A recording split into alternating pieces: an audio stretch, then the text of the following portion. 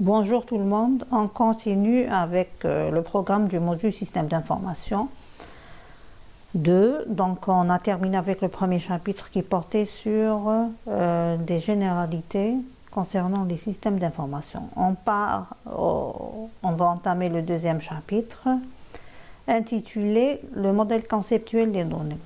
Donc sachant que Meurize est la méthode utilisée pour la conception de nouveaux systèmes, on avait vu l'étude du système existant. À la fin de l'étude, on a élaboré un diagnostic qui précise les points faibles du système existant et qui propose des solutions. Alors, ces solutions seront supportées par un nouveau système qui sera conçu à l'aide de la méthode Meurize. Alors, sachant que c'est une méthode de conception de systèmes d'information automatisés, et que c'est une méthode qui sépare les données des traitements et que la conception se fait suivant 3 niveaux d'abstraction, on se trouve au niveau conceptuel avec l'aspect statique qui représente les données, et pour le représenter, on a le modèle conceptuel des données en abréviation MCD. Le MCD s'articule autour de plusieurs concepts tels que, premièrement, la propriété qui représente la plus petite quantité de données manipulées dans le système.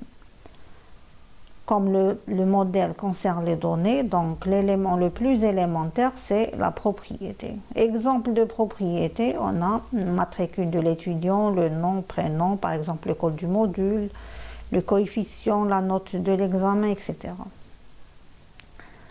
L'identifiant, donc un ensemble de propriétés, détermine ce qu'on appelle une entité ou bien un individu. Parmi ces propriétés, une propriété particulière nous permet de déterminer d'une manière unique chaque occurrence de l'entité, ou bien chaque tuple, on l'appelle identifiant. Par exemple, pour l'entité étudiant, le matricule permet de distinguer les différents étudiants, donc c'est l'identifiant de cette entité. Donc on a élaboré les différentes entités, on va par la suite les relier par ce qu'on appelle relation. Généralement sous forme de verbe, permet de lier 2 ou plusieurs propriétés. Par exemple, on a les entités étudiants et modules. On peut établir entre les deux une relation appelée examen.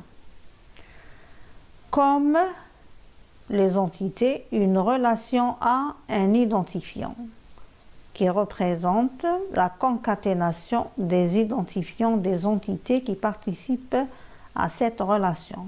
Pour notre exemple, l'identifiant de la relation examen est la concaténation de l'identifiant de étudiant qui est matricule et l'identifiant de l'entité module qui est code module. Une relation a une collection qui est la liste des entités qui participent à cette relation. Par exemple, examen, sa collection est la liste composée de étudiants et modules. La dimension d'une relation, c'est le nombre d'entités qui participent à cette relation. Pour notre exemple, comme examen fait participer 2 entités qui sont étudiants et modules, donc sa dimension est 2. Et quand la dimension est 2, la relation est appelée relation binaire et c'est la relation la plus simple possible dans le modèle. Chaque relation chaque entité dans une relation a 2 types de cardinalités. Ces cardinalités représentent le nombre minimum et le nombre maximum de participation des occurrences de l'entité aux occurrences de la relation. La cardinalité minimale, qui est le nombre minimum de participation d'une occurrence de l'entité aux occurrences de la relation, elle ne peut prendre que 2 valeurs possibles, 0, la valeur 0, si il y a au moins une occurrence de l'entité qui ne figure pas parmi les occurrences de la relation. Et elle vaut 1 si toutes les occurrences de l'entité participent aux occurrences de la relation. La cardinalité maximale, quant à elle, elle représente le nombre maximum de participation des occurrences de l'entité aux occurrences de la relation. Deux valeurs sont permises. 1 si toutes les occurrences de l'entité participent aux occurrences de la relation. Et n s'il y a au moins une occurrence qui participe plusieurs fois. On reprend notre modèle pour l'entité étudiant dans la relation examen. Si on avait mis 0 pour cardinalité minimale, on veut dire qu'il y a des étudiants qui ne passent aucun examen. Et comme chaque étudiant doit passer au moins un examen, donc on va mettre 1. Pour la cardinalité maximale, si on avait mis 1, on veut dire que chaque étudiant ne peut apparaître qu'une et une seule fois. En d'autres termes, chaque étudiant ne passe qu'un et un seul examen. Or, un étudiant peut passer plusieurs examens, donc il peut apparaître plusieurs fois dans les occurrences de la relation examen. Donc la cardinalité maximale égale à n. Le formalisme utilisé, donc là c'est le formalisme utilisé par l'entité. L'identifiant est placé en premier et est souligné, suivi de la liste des propriétés.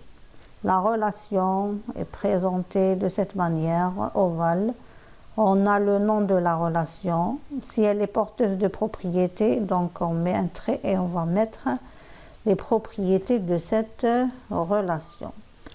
Comment on peut dire que cette propriété apparaît dans la relation et non pas dans l'entité? Donc si cette propriété dépend des deux entités à la fois.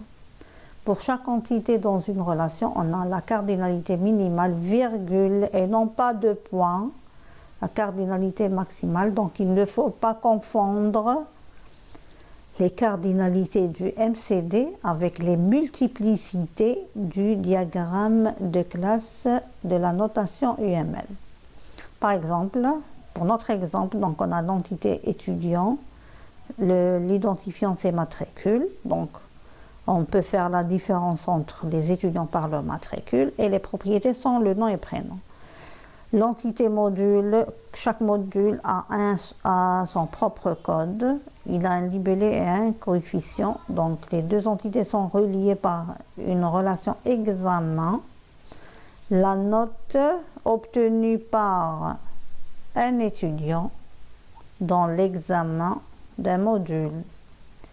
On a mis les cardinalités 1n côté étudiant pour dire qu'un étudiant doit apparaître au moins une fois et il peut apparaître plusieurs fois dans les occurrences d'examen, qui veut dire il a examen dans plusieurs modules.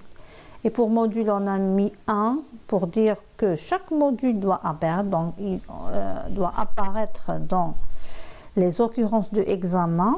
En d'autres termes, dans chaque module, il faut qu'il y ait examen. Et n, donc pour dire que dans un module, plusieurs étudiants peuvent avoir un examen. Comment construire un MCD brut? Brut qui veut dire un brouillon. Donc à partir d'une liste de propriétés qu'on va appeler un dictionnaire de données. On va construire d'abord les entités. Comment? Donc on va regarder les propriétés et dire quelles sont les propriétés qui décrivent un même objet. Donc à partir de là, on va créer des entités. Il nous reste à la fin des propriétés qu'on ne peut pas mettre dans des entités. Par exemple, si elles dépendent de plusieurs identifiants. Donc ces propriétés vont être placées dans les relations. Après avoir élaboré les entités, on va établir les liens entre ces entités ou bien les relations, telles que on ne peut pas trouver une entité isolée. On a l'exemple, donc on a les propriétés matricule, nom, prénom, qui décrivent les étudiants. Donc on va créer l'entité étudiant. Après avoir élaboré notre brouillon, le MCD brut, on va d'abord, donc il y a des corrections sur ce modèle. Les premières corrections, c'est la vérification du modèle. On va voir si chacune de ces règles sont vérifiées pour le modèle. La première règle, chaque entité doit avoir un nom unique. On ne peut pas donner le même nom à deux entités différentes. La même chose pour les relations, on ne peut pas donner le même nom à deux relations différentes.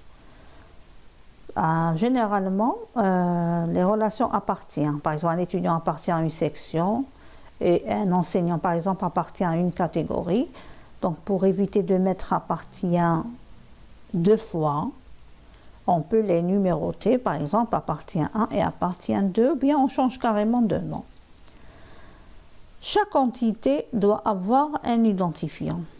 Si on trouve une entité pour laquelle aucune des propriétés ne peut jouer le rôle d'identifiant,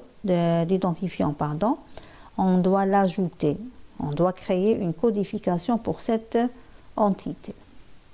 Chaque propriété doit figurer une seule fois dans le modèle.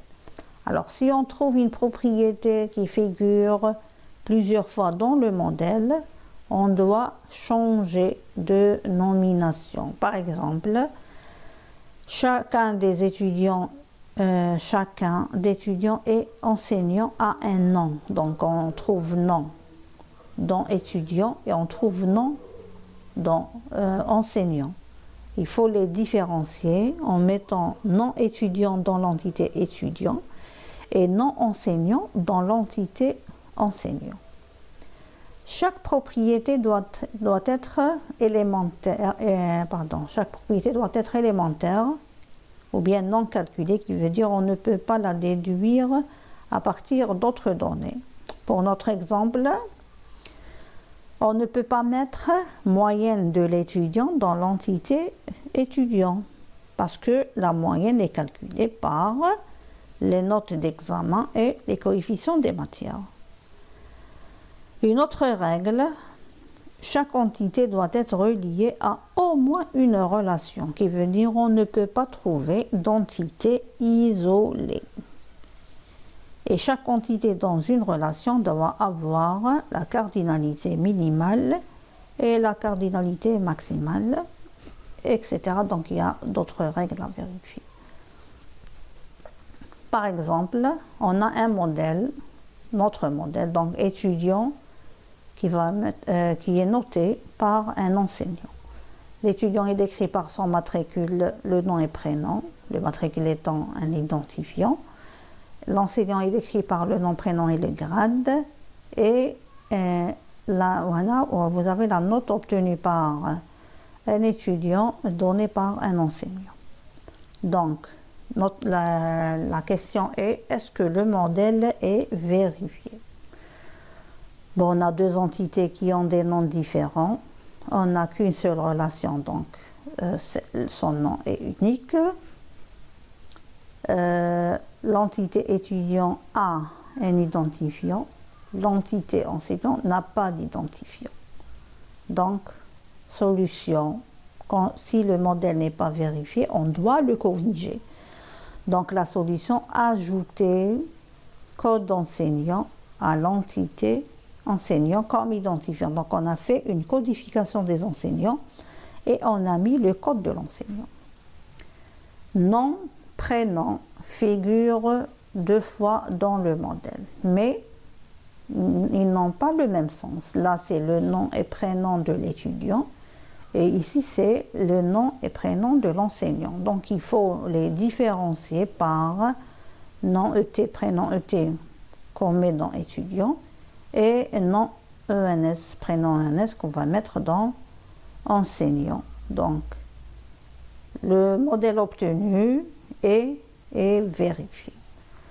Donc la prochaine partie de les cours, on va voir la normalisation qui veut dire les 3 formes normales. J'attends toujours vos questions, donc vous pouvez les mettre en commentaire de cette vidéo et merci beaucoup.